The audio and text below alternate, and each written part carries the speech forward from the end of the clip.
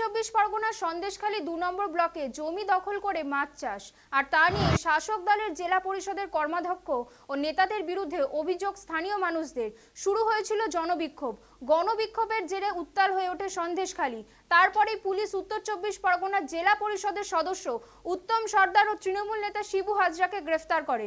অন্যদিকে তৃণমূলের ২ মন্ত্রী সুজিত বসু ও পার্থ ভৌমিক সঙ্গে জেলা পরিষদের সভাধিপতি নারায়ণ গোস্বামী আসরে নামের পরিস্থিতি নিয়ন্ত্রণ করতে সরকার উদ্যোগ নেয় ক্যাম্প করে মানুষের অভিযোগ শোনার। ইতিমধ্যেই জমি দখল ও লিজের টাকা না দেওয়ার অভিযোগ সরকারি ক্যাম্পে জমা হয়েছে বেশ কিছু।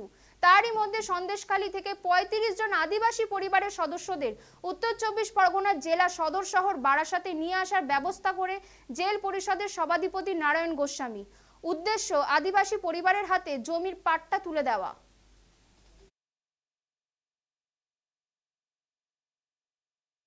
আজকের উত্তর চব্বিশ পরগনার মানুষদের বেশি দেখে প্রত্যেকটা মানুষের দ্বারে দ্বারে যাচ্ছি, যেসব মানুষ সত্যি সত্যি অসহায় বঞ্চিত, যারা এতদিন ৩৫ বছরের জামানায় সিপিএমের জামানায় যারা পাট্টা পাননি এবং বর্তমান সময়ে যেসব মানুষ এখনও পাট্টার থেকে বঞ্চিত আছে, সেই সব মানুষদেরকে আমরা তাদের কাগজপত্র এবং তাদের ফ্যামিলির ডকুমেন্টস নিয়ে আমরা জেলা শাসক অফিসে আমাদেরই দলের পক্ষ থেকে পাঠানো হচ্ছে।